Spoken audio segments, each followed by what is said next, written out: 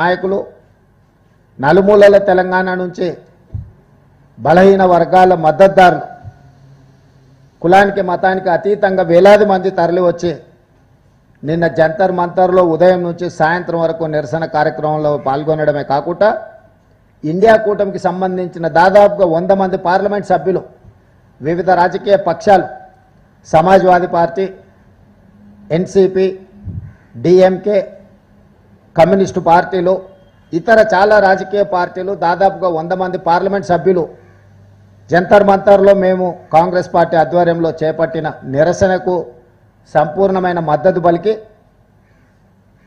ఎక్కడైనా ఎప్పుడైనా ఈ రిజర్వేషన్లు పెంచడానికి అవసరమైన పోరాట కార్యాచరణలో వాళ్ళ సంపూర్ణమైన మద్దతు ఉంటుందని చెప్పి నిన్న వారు అక్కడికి వచ్చి ప్రసంగించడం జరిగింది.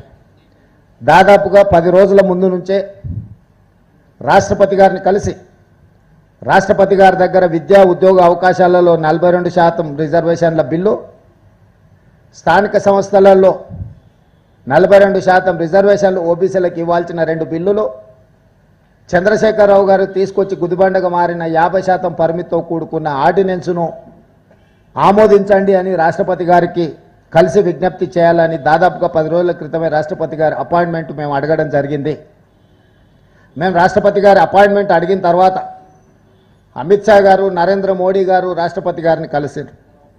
వారు ఏం మాట్లాడుకున్నారో తెలియదు, కానీ మా కొండా సురేఖ గారు, మా పొన్నం ప్రభాకర్ గారు, మా మహేష్ గౌడ్ గారు, మా శ్రీధర్ బాబు గారు ఒక ఆలోచనకు, ఒక నిర్ధారణకు వచ్చిండ్రు. రాష్ట్రపతి గారు మాకు అపాయింట్మెంట్ ఇచ్చి మేము కలిసి చేసే విజ్ఞప్తులు వింటే ఓబీసీలకు విద్యా ఉద్యోగ అవకాశాల్లోనే కాదు స్థానిక సంస్థల్లో 42% రిజర్వేషన్లు ఇవ్వాల్సిన తప్పని పరిస్థితి ఏర్పడుతుంది. కాబట్టి అసలు తెలంగాణ రాష్ట్ర ప్రభుత్వానికి ముఖ్యమంత్రి గారి నేతృత్వంలో కలిసి ఒక విజ్ఞాపన పత్రాన్ని ఇచ్చి మా పెండింగ్ బిల్లుల అంశాన్ని తేల్చమని ఏదైతే అడుగుతున్నామో, మాకు అపాయింట్మెంటే రాకుండా కేంద్ర ప్రభుత్వం, నరేంద్ర మోడీ గారు, అమిత్ షా గారు అడ్డుకున్నారని ఒక నిర్ధారణకు మా మంత్రివర్గ సహచరులు, మా పార్టీ అధ్యక్షుడు వచ్చిండ్రు. అందుకే ఈరోజు 6-7 తారీఖుల్లో ఎప్పుడిచ్చినా మేము మిమ్మల్ని కలుస్తాము, ఢిల్లీలో మీకు అందుబాటులో ఉంటాము అని చెప్పి రాష్ట్రపతి గారికి మేము తెలియజేయడం జరిగింది. అందుకే ఇప్పటి వరకు నిన్న నిరసన కానీ దాదాపుగా 5, 6, 7 తారీఖుల్లో తెలంగాణ రాష్ట్రం మొత్తం కదిలి ఇక్కడికి వచ్చింది. ప్రజాప్రతినిధులు, ప్రభుత్వం మొత్తం ఢిల్లీకే వచ్చింది. మంత్రివర్గం మొత్తం ఢిల్లీలోనే రాష్ట్రపతి గారి అపాయింట్మెంట్ కోసం ఎదురు చూస్తున్నాము.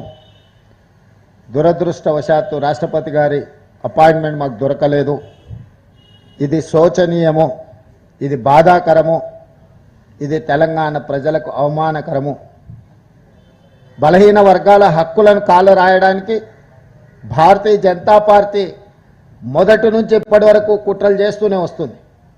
ఆనాడు మీకు తెలుసు, మండల్ కమిషన్ నియమించినప్పుడు, మండల్ కమిషన్ ద్వారా ఓబీసీలకు న్యాయం చేయాలనుకున్నప్పుడు కమండల్ కమిషన్ను తీసుకొచ్చి రథయాత్ర పేరు మీద దేశంలో ఉద్రిక్త పరిస్థితులను కల్పించి ఆనాటి మండల్ కమిషన్ అమలును అడ్డుకున్నది భారతీయ జనతా పార్టీ.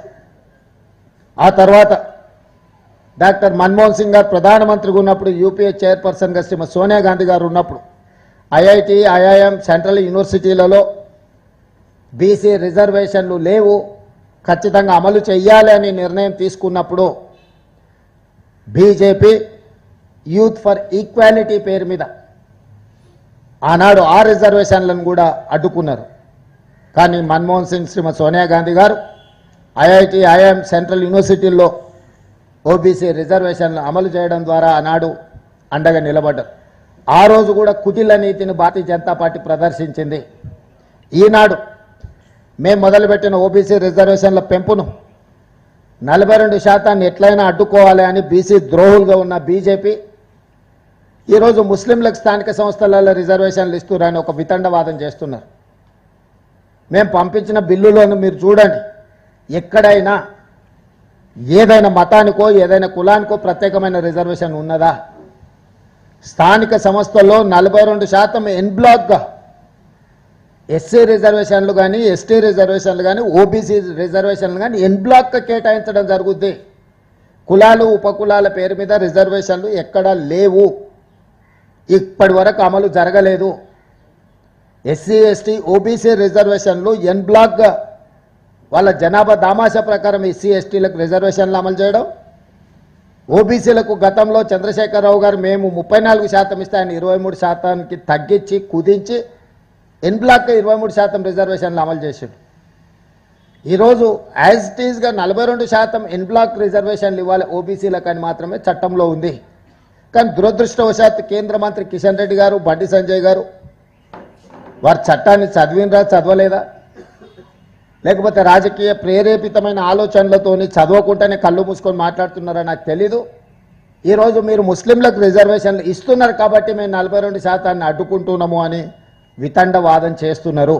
అందుకే నేను సూటిగా అడిగిన 2017లో రాజస్థాన్ నుంచి ఒక అబ్దుల్ సత్తార్ అని యూపీఎస్సీలో ఒక వెనుకబడిన ముస్లిం జాతి అయిన ఓబీసీ రిజర్వేషన్లో ఐఏఎస్ సాధించిండు. అదేవిధంగా 1971 నుంచి నూర్ భాష కానీ దూదేకుల కానీ ఇతర వివిధ వృత్తులను చేపట్టే ముస్లింలకు చట్టంలోనే రిజర్వేషన్లు ఉన్నాయి. ఆ రిజర్వేషన్లు మహారాష్ట్రలో ఆర్ఎస్ఎస్ కేంద్ర కార్యాలయం ఉన్న మహారాష్ట్రలో ఉన్నాయి, నరేంద్ర మోడీ జన్మించిన గుజరాత్లో ఉన్నాయి, నరేంద్ర మోడీ ప్రాతినిధ్యం వహిస్తున్న ఉత్తరప్రదేశ్లో ఉన్నాయి. మీ రాష్ట్ర ప్రభుత్వాలు ఉండి మీరే కేంద్రంలో ఉండి మీరు మహారాష్ట్రలో ఓబీసీ రిజర్వేషన్లలో ముస్లింలకు అనుమతిస్తారు, గుజరాత్లో ఓబీసీ రిజర్వేషన్లలో ముస్లింలకు అనుమతిస్తారు, ఉత్తరప్రదేశ్ ఓబీసీ రిజర్వేషన్లలో ముస్లింలకు అనుమతిస్తారు. నరేంద్ర మోడీ గారు